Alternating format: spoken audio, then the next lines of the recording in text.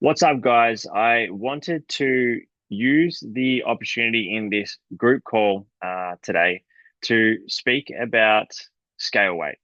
Right? I think it's obviously a conversation that comes up a lot for people, and I think scales can be a fantastic tool to measure progress, but they can also be one of the main factors that is going to slow your progress down, but more importantly, put you in this low frequency negative state more often, which takes away from the fact that you're doing a fantastic job at working towards the outcome that you want, in this case being body composition, right?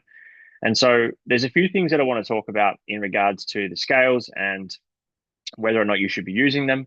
And if you are using them, how we can use it in the most effective way. So obviously, when we are trying to track progress over time, as I said, scale weight can be an incredible indicator of whether or not you are moving in the right direction. Now, I think as our training experience progresses, as lifestyle factors change, the scales can become a lot less reliable than what they maybe once were when we were at the early stages of changing our body composition. And so I want to give you a couple of examples. So if someone is aiming to lose, let's say 20 to 30 kilos of body weight, of body fat, then the early stages of their journey, the scale weight is going to be a great indicator because it's going to show us whether all the variables such as our training, our nutrition, hydration, recovery are all in the right place. That is allowing us to have this downward trajectory of body fat and body weight. Now, if I use myself as an example, or even any of you guys who have got good training experience in the group, if you are training effectively at the moment, right, and you're in a calorie deficit and your body fat is gradually coming down, but you are again training effectively, following a structured training plan with progressive overload, and your muscle tissue is coming up, but body fat is coming down, then quite clearly the scale is not going to tell the full story about what your or how your progress has been.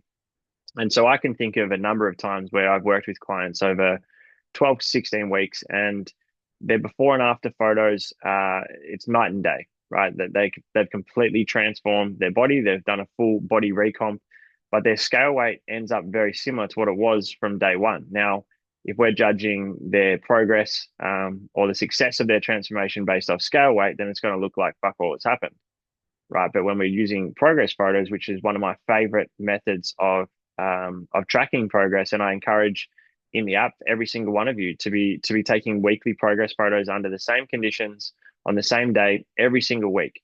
Right now, are you going to see drastic changes from week to week? Most likely not in these photos. Visually you'll barely be able to tell a difference. But if you come back to a photo from 4 weeks before or 8 weeks before and compare those two photos, that's where you're going to see the real difference because photos will not lie, right? The scales can lie, the photos won't. And so let's get to the point of whether or not you should or shouldn't be using the scales at the moment. So if you are choosing to use scales as one of your measurements of progress, then we cannot be weighing in just randomly, right? We can't just pick one day of the week or a random time of the day to just jump on the scale and take that number as gospel because there are so many factors that come into play when it comes to weight fluctuations. Now, I would say for females, it's probably more so than males, but to be honest, for both male and female, the fluctuations can be huge. And like I'm talking up to 2 or 3 kilos of weight fluctuation just from water weight. So to give you an idea, if I was to go and weigh in on the scales right now, and let's say I was 80 kilos, in an hour's time, I could get back on that scale and be 81 or maybe even 82 or 79.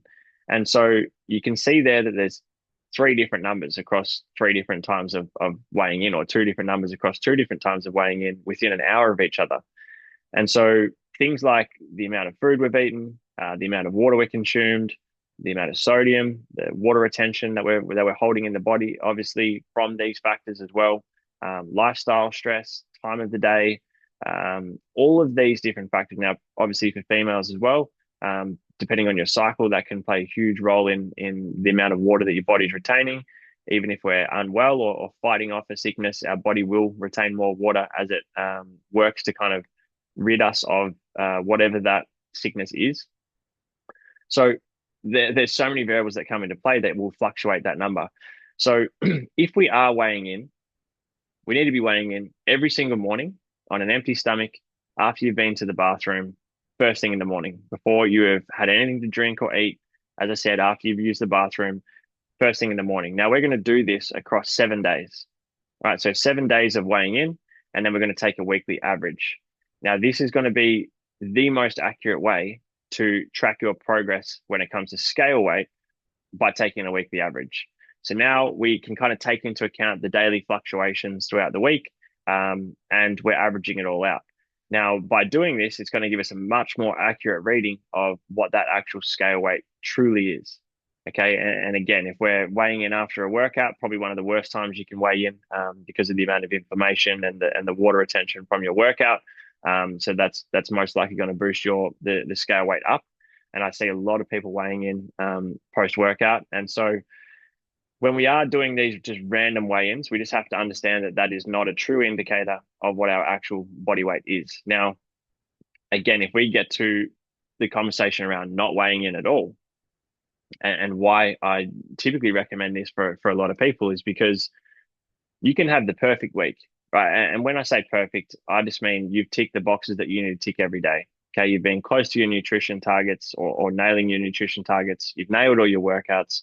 You're drinking plenty of water. You're ticking off your daily non-negotiables. You're sleeping well. You've had a great week, just in terms of life outside of training and everything as well. And then we can look at this number, and that can determine whether or not we feel good about ourselves, or good about our progress for that week. Now, not only is this kind of flowing back into allowing external things to determine how you feel, but it's also using just one single variable to determine whether or not it was a good week, or whether you should feel good about yourself, or whether or not you are or aren't seeing progress. And it's just not the truth, right? It's just not the truth. And I think the key thing that I want you to wrap your head around is the point I made before. As you are following a structured training plan, and as you are making progress with your performance in the gym, but also with the inclusion of your nutrition being in the perfect spot for you and your needs at the moment, ideally your muscle tissue is increasing, right? If you're progressively overloading, we want muscle tissue to go up. Everyone should have the ambition to gain more muscle tissue, right? So that when we lose the body fat, we have something to show for it. And that's what creates the illusion of definition or tone, is just having enough muscle size and then body fat coming down so we can reveal the shape. So if muscle's going up and you're in a point with your calories where your body fat is coming down, no matter how fast or slow that is, then you can see quite clearly that if one's going up and one's going up and one's going down, the number's going to look pretty similar, right? It almost cancels itself out on the scales. And so I said this to someone the other day, and I want you to think about this as well. If you're someone who feels like you get quite caught up on that number on the scale, there's two things, right? The first one is, think of if there has ever been a point in time where either you've asked this or someone's come up to you and said, "Hey, you're looking amazing. You look fantastic. You look in great shape, looking very healthy. How much do you weigh? What do you weigh?" Fuck, no one's going to ask that, right? If they are, then that's odd. That's very fucking odd. That's never going to happen. The second point is, you might get to a point with your progress in your journey at the moment, and throughout your transformation of your body, and go, you know what? I had this idea of what number I wanted to get to on the scales, but the way I look, the way I feel at the moment is right where I want to be, and it's not that number. And so now, do we really want to force everything to get to this specific number just because that's what we think we want to be at, or that's like a number that sounds nice on the scale, when in fact you actually look fantastic, you feel great, and everything's just heading in the right direction. And so when we kind of detach from that number, I think it just removes a lot of pressure, right? And so again, like whether you do or don't weigh in, that's completely up to you, right? It's completely up to you whether you want to use the scales or not. If you are using them, please take a weekly average. Now, if you're not using the scales, and the reason why I find that so beneficial is because, one, you have me making sure that the variables that you're using in terms of your training, nutrition, and all the other recovery and the habits are in perfect alignment with you getting a result. Not like maybe getting a result, like guaranteeing to get a result.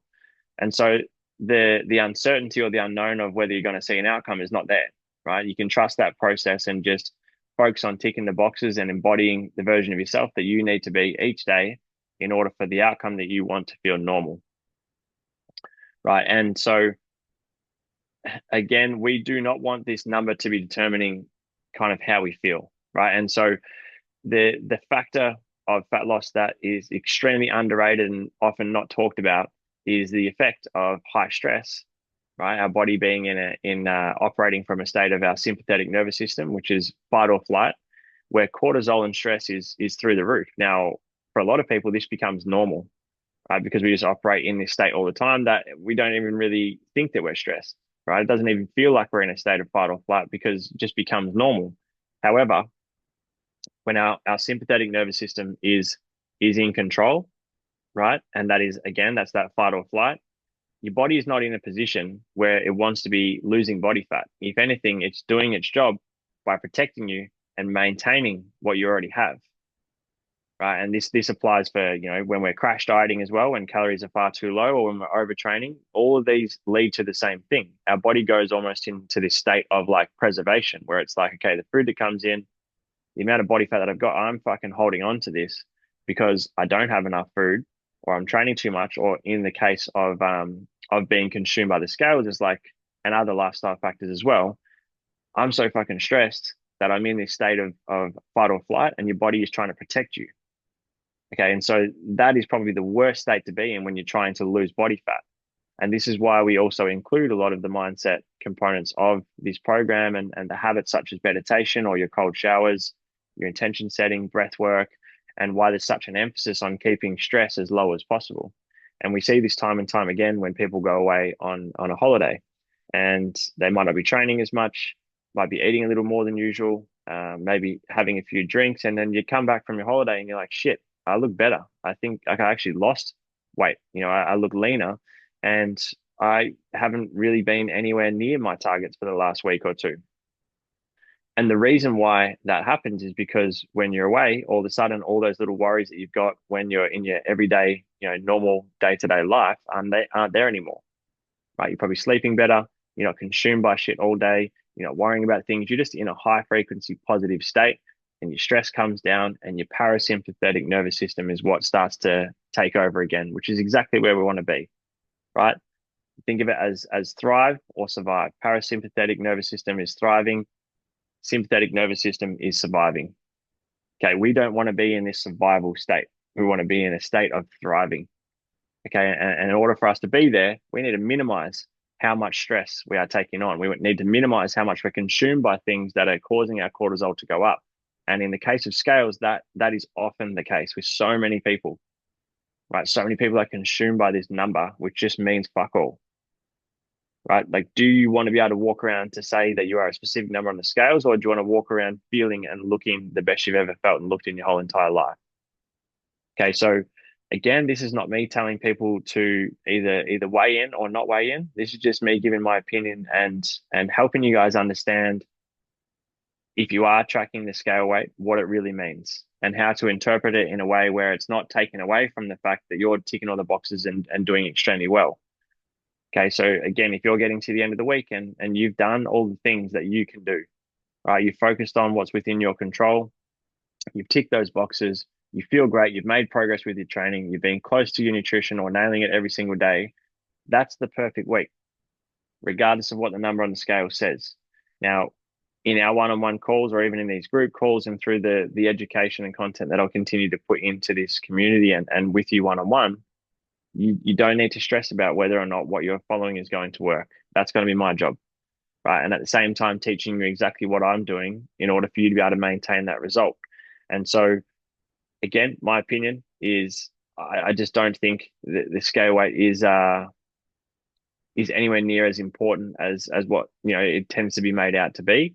And if that's the one factor that's keeping you in this state of stress and uncertainty and worry and overwhelm, then it might be a good idea for you to ditch those scales for a while, right? And just to see how you feel, just to be able to detach from it, right? It's very similar to the work that we've done and the conversations we've had around manifesting. It's like when we're trying to force these outcomes, it almost acts as a repellent because we've created so much resistance around this thing.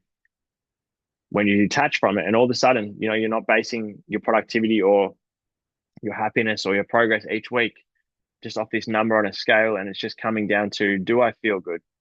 Am I ticking the boxes within my control on a daily basis?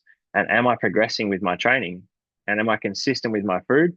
As long as you're taking care of those things, then the results will follow, guaranteed. Okay, scales or no scales. So hopefully this has been helpful for you guys today. If there's any questions or any comments, just leave them in the comments box below. I'd love to hear from you guys as well, to hear about what your experience has been with the scales, or whether it's something that you are doing at the moment, or whether you've ditched them, and what effect that has had for you mentally, but also for your results as well. But you guys are crushing it. Again, all you got to do is just focus on the things that are within your control. Remain consistent, right? Just keep putting together those days of consistency. It's those small, consistent efforts that are done exceptionally well on a consistent daily basis that is going to give you these significant results, right? As long as you're taking care of those things, the rest will take care of itself.